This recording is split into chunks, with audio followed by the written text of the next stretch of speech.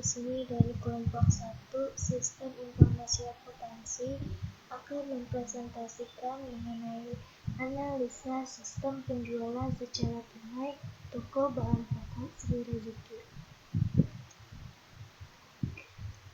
Sebelumnya perkenalkan anggota kami yang pertama yaitu Ririn Restianti Putri, lalu yang kedua Sari Fatul Ulum, dan yang ketiga adalah Desi Nur Sarifah. Perkenalkan, nama saya Sari Fatul. Di sini saya akan menjelaskan mengenai ruang lingkup. Ruang lingkup penulisan difokuskan pada pengolahan data, seperti memasukkan data proses dan keluaran data, dari proses pemesanan barang dari customer, proses penjualan, proses pembayaran, sampai pengiriman barang. Struktur organisasi. Struktur organisasi di sini yaitu terdiri dari direktur. Direktur bertugas memimpin dan mengkoordinasi, mengontrol jalannya perusahaan, serta membuat suatu kebijakan. Lalu yang kedua adalah bagian penjualan. Bagian penjualan yaitu untuk menerima order dari customer, membuat laporan penjualan, serta menerima pembayaran. Yang ketiga adalah bagian gudang. Bagian gudang pengecekan barang, membuat laporan barang masuk dan keluar. Yang keempat adalah bagian pengiriman. Bagian pengiriman adalah untuk mengirimkan barang pada konsumen. Dan yang terakhir adalah bagian keuangan. Bagian keuangan ini hanya untuk membuat laporan keuangan. Selanjutnya akan dijelaskan oleh rekan saya, Ririn. Nama saya Ririn Restianti Putri. Saya akan melanjutkan penjelasan dari sebelumnya. Yang pertama, proses bisnis sistem berjalan. Dalam sistem penjualan tunai, proses bisnis sistem berjalannya sebagai berikut. 1. Customer. Customer melakukan order barang yang dikirim ke bagian penjualan lalu mendapatkan bukti pembelian. Setelah diproses, customer akan mendapatkan kiriman barang dari bagian pengiriman. Barang yang diterima lalu dicek apakah sama dengan bukti pembelian. Jika sama, customer menandatangani dan mengembalikan surat jalan dan bukti pembelian ke bagian pengiriman. Proses kedua, bagian penjualan. Setelah menerima order barang dari customer, bagian penjualan membuat bukti pembelian yang dirangkap 3. Lembar pertama untuk customer, yang kedua untuk bagian gudang, dan ketiga untuk bagian keuangan. Dari bukti pembelian tersebut, bagian penjualan membuat surat jalan yang dirangkap 3. Lembar pertama dan kedua untuk bagian pengiriman, dan lembar ketiga untuk bagian gudang. Proses ketiga yaitu bagian gudang. Dari bukti pembelian yang diterima dari bagian penjualan, bagian gudang menyiapkan barang yang diorder. Barang tersebut dikirim ke bagian pengiriman. Bagian gudang juga menerima surat jalan dari bagian penjualan sebagai arsip. Yang keempat, bagian pengiriman. Setelah menerima barang dari bagian gudang dan surat jalan dari bagian penjualan, lalu barang dikirim bersama surat jalan tersebut ke customer. Bukti pembelian dan surat jalan yang telah ditandatangani oleh customer diberikan ke bagian penjualan. Yang terakhir, bagian keuangan. Menerima bukti pembelian dari bagian penjualan sebagai dasar pembuatan laporan keuangan yang dirangkap 2. Lembar pertama diberikan ke pimpinan dan lembar kedua untuk arsip.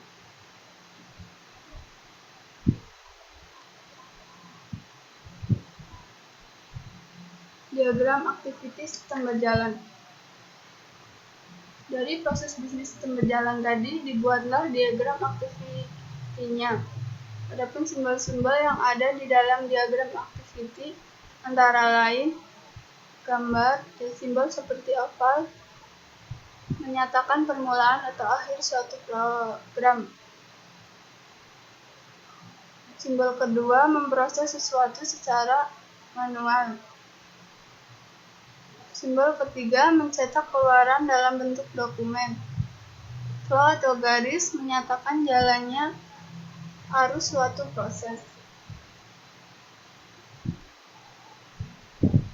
Proses yang pertama dimulai dari customer memesan barang, lalu dibuatlah dokumen daftar pesanan yang dibuat bagian penjualan. Customer juga akan diberi surat jalan bersama kwitansi dan barang, lalu melakukan pembayaran yang kemudian akan keluar data pembayaran. Setelah menerima daftar pesanan, bagian penjualan membuat surat permintaan barang. Bagian penjualan juga membuat surat order penjualan dari data persediaan barang yang dipesan customer.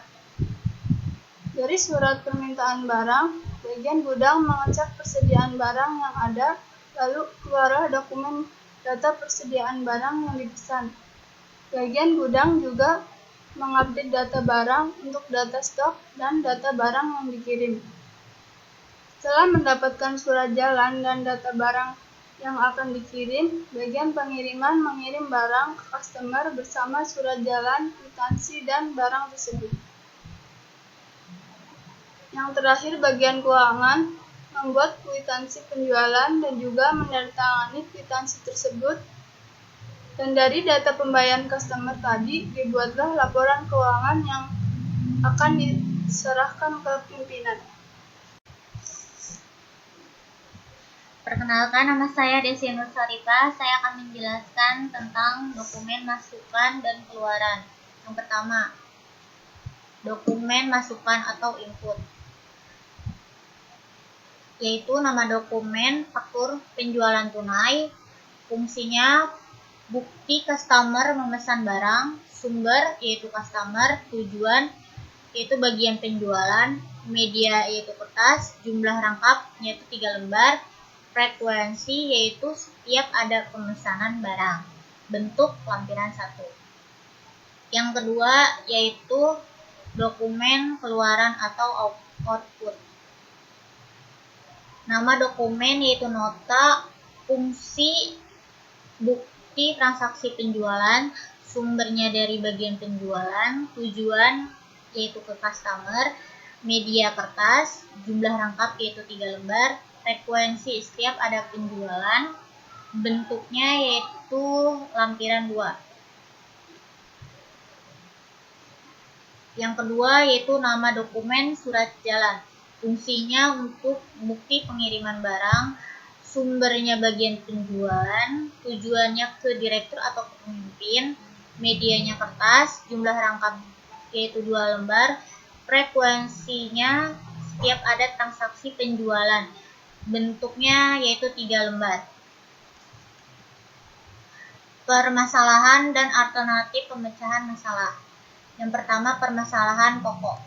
Dilihat dari sistem berjalan yang ada, timbul adanya permasalahan diantaranya yaitu pembuatan laporan masalah secara manual sehingga riskan sekali terhadap kesalahan data dan laporan, jadi tidak akurat. Kedua, keamanan data kurang terjamin penyimpanannya. Pemecahan masalah. Dari permasalahan yang ada perlu dibuat solusi untuk mengatasinya, antara lain mengubah sistem pembuatan laporan menggunakan bahasa pemrograman agar pembuatan laporan lebih mudah, cepat, dan akurat. Yang kedua, menggunakan aplikasi pemrograman agar pekerjaan lebih semakin mudah dan hemat waktu. Kesimpulan.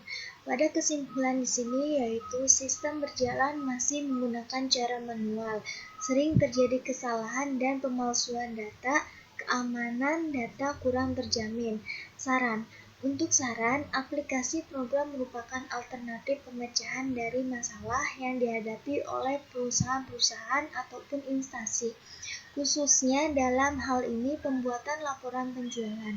Dengan adanya aplikasi pemrograman ini, pengisian dan penyimpanan data akan menjadi lebih mudah dan lebih aman. Apabila kita ingin mengetahui data atau laporan yang lain, dengan mudah kita mengetahuinya, tanpa harus membuka satu persatu lembar-lembaran dokumen yang bertumpuk dan berdebu.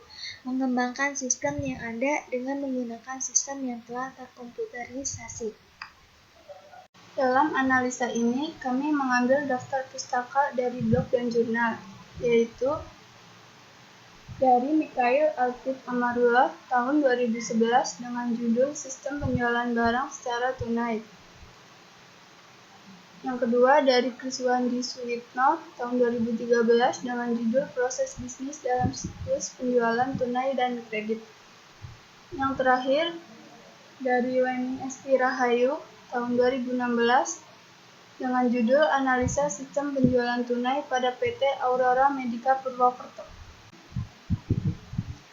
Dalam menyelesaikan laporan ini, kami telah banyak menerima bimbingan, pengarahan, serta fasilitas yang membantu sehingga laporan ini bisa terselesaikan. Untuk itu kami menyampaikan terima kasih yang sebesar-besarnya kepada yang terhormat Rektor Universitas Bina Sarana Informatika, Wakil Rektor 1 Bidang Akademi Universitas Bina Sarana Informatika, Ketua Program Studi Sistem Informasi Akuntansi, dan kepada Ibu Ratnawati Mkom selaku dosen kami yang sudah meluangkan waktu, tenaga, dan pikiran untuk membantu penulisan dan penyelesaian penelitian ini. Sekian dari kelompok kami. Mohon maaf bila ada kesalahan dan kekurangan. Wabillahi taufiq wal hidayah. Wassalamualaikum warahmatullahi wabarakatuh. Terima kasih.